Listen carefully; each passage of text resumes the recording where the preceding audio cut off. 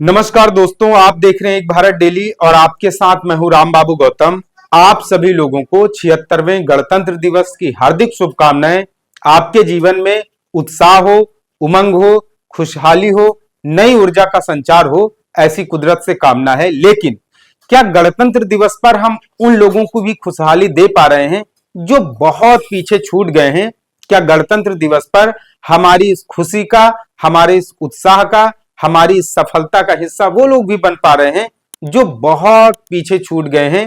क्या उन्हें आगे बढ़ने का मौका देने के लिए हमारी सरकारें, हमारा समाज या समाज की लड़ाई लड़ने वाले लोग उन सब चीजों पर काम कर रहे हैं? आज इन्हीं सारी चीजों को लेकर के मैं आपके साथ विस्तार से चर्चा करने वाला हूं।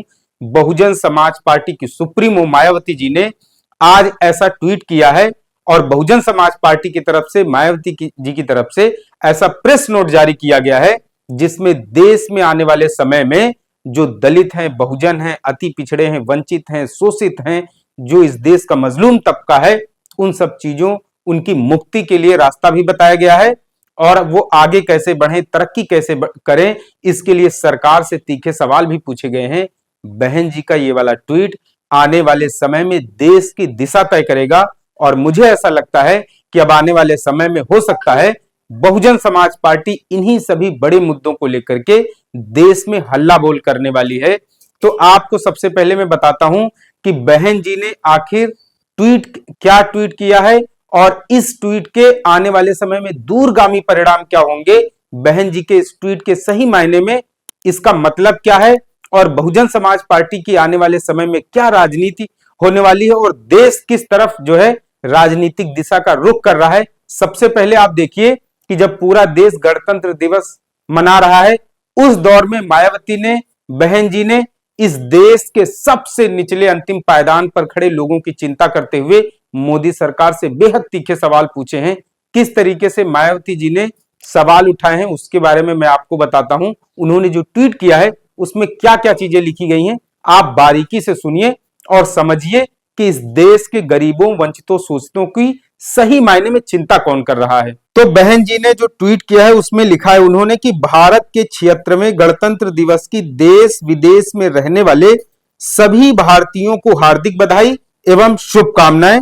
अपनी उन्नति एवं देश के विकास के लिए खून पसीना बहाने वाले लोगों को क्या उनकी मेहनत का सही फल व संविधान के हिसाब से उन्हें न्याय व हक मिल रहा है, इस पर बहुत ज्यादा सोचने की जरूरत है। फिर उन्होंने लिखा है कि भारत के विकास में हर भारतीय का हक है, अतः बड़े बड़े पूंजीपतियों व धन्ना सेठों की संख्या में हो रही वृद्धि से अधिक बहुजन व अंततः देश हित में देश की पूंजी में विकास जरूरी है। सरकार की नीति आम जनहित को बढ़ावा देने वाली हो तो उचित, ताकि अपार गरीबी, बेरोजगारी आदि की समस्याएं दूर हो सकें। अब इस ट्वीट के बहुत बड़े मायने हैं, अभी मैं इसके बारे में आपको बताता हूं कि इनमें किन किन चीजों को जोड़ करके बहन जी ने चिंता जाहिर की है। सबसे पहले बहन जी का एक ट्वीट आता है जिसमें गणतंत्र दिवस की सभी को बधाई, शुभकामनाएं दी जाती हैं, लेकिन ठीक उसी के थोड़ी देर बाद बहुत विस्तृत रूप में 2 पन्नों का बहुजन समाज पार्टी की तरफ से प्रेस नोट जारी किया जाता है जिसमें विस्तार से बताया जाता है कि बहुजन समाज पार्टी आखिरकार आने वाले समय में किस तरीके की जो है वो दिशा में आगे बढ़ेगी और बहुजन समाज पार्टी किस तरीके से इस देश में गरीबों, शोषितों, वंचितों के आर्थिक उत्थान को लेकर के चिंतित है। बहुजन समाज पार्टी की तरफ से जो प्रेस नोट जारी किया गया है उसके बारे में मैंने पॉइंटर नोट किए हैं, कुछ मोटी मोटी चीजें मैं आपको बताता हूं। उसमें लिखा गया है बीएसपी के प्रेस नोट में कि संविधान लागू होने वाले दिवस की हार्दिक शुभकामनाएं। भारत के विकास में हर भारतीय का योगदान है। देश के लिए खून पसीना बहाने वाले लोगों को क्या संविधान के मुताबिक उन्हें वाजिब न्याय और आत्मसम्मान मिल रहा है या नहीं? संविधान लागू होने का फिर मतलब क्या है? फिर उसके बाद लिखा गया है कि अर्थव्यवस्था के मजबूती का सही लाभ गरीबों के जीवन में अच्छे दिन लाने वाला होना चाहिए। ये देश में कुछ मुट्ठी भर पूंजीपतियों, धन्ना सेठों की संख्या में लगातार बढ़ोतरी हो रही है। मुट्ठी भर पूंजीपतियों की संख्या में विकास के बजाय देश के लोगों की व्यापक स्तर पर आय में बढ़ोतरी होनी चाहिए। यही सर्वजन हिताय और सर्वजन सुखाय की नीति होनी चाहिए। देश में प्राइवेट सेक्टर को बढ़ावा देकर एससी, एसटी और ओबीसी आरक्षण को खत्म करके सामाजिक न्याय की धज्जियां उड़ाई जा रही हैं। उसके बाद लिखा गया है कि सरकार की नीति देश के करोड़ों बहुजनों के हित को बढ़ावा देने वाली हो तभी बेहतर है, जिससे देश में व्याप्त गरीबी, बेरोजगारी और अशिक्षा जैसी बीमारी से समाज को मुक्ति मिल सके। उसके बाद लिखा गया है कि सरकारी नौकरियों में भी जो कोटा है, मतलब सरकारी नौकरियों में भी जो सीटें आरक्षित की गई हैं वो भी पूरी नहीं हो पा रही हैं और इस वजह से बैकलॉग की संख्या में बहुत तेजी से इजाफा हुआ है और बैकलॉग की सीटें जो है बहुत ज्यादा बढ़ चुकी हैं। इसके अलावा लिखा है कि समाज में राजनीतिक, आर्थिक, सामाजिक, सांप्रदायिक, जातिवादी द्वेष, तनाव और हिंसा, टकराव रोककर सरकार को बातें नहीं बल्कि काम करके दिखाना होगा, तभी गणतंत्र दिवस मनाने का सही उद्देश्य प्राप्त हो सकता है। तो ये तो बहुजन समाज पार्टी की तरफ से प्रेस नोट जारी किया गया है, जिनमें आप देख सकते हैं कि देश के कितने ज्वलंत मुद्दों को उठाया गया है और सही मायने में इस समय मौजूदा हालात में, मौजूदा वक्त में, मौजूदा परिस्थितियों में इन्हीं मुद्दों पर लोगों को काम करना होगा। ये मुद्दे उन लोगों के लिए जरूरी हैं जिन्होंने सामाजिक संगठन बनाए हैं दलितों, पिछड़ों के नाम पर। ये मुद्दे उन लोगों के लिए जरूरी है जिन्होंने छोटी छोटी पार्टियां बना रखी हैं। सिर्फ छोटी छोटी पार्टियां बना करके बहुजन समाज पार्टी से अलग होकर के दलितों, पिछड़ों की लड़ाई लड़ने का गाना गाने से कुछ काम नहीं होगा। जो मुद्दे बहन जी ने बहुजन समाज पार्टी के प्रेस नोट में जो मुद्दे बताए गए हैं, इन मुद्दों पर हकीकत में काम करना होगा, तभी आने वाले समय में कुछ बदलाव हो सकता है। जमीनी स्तर पर, ग्राउंड लेवल पर कुछ दिखाई पड़ेगा, अन्यथा बहुत सारे लोग काम कर रहे हैं। इन सब चीजों का कोई मतलब नहीं है।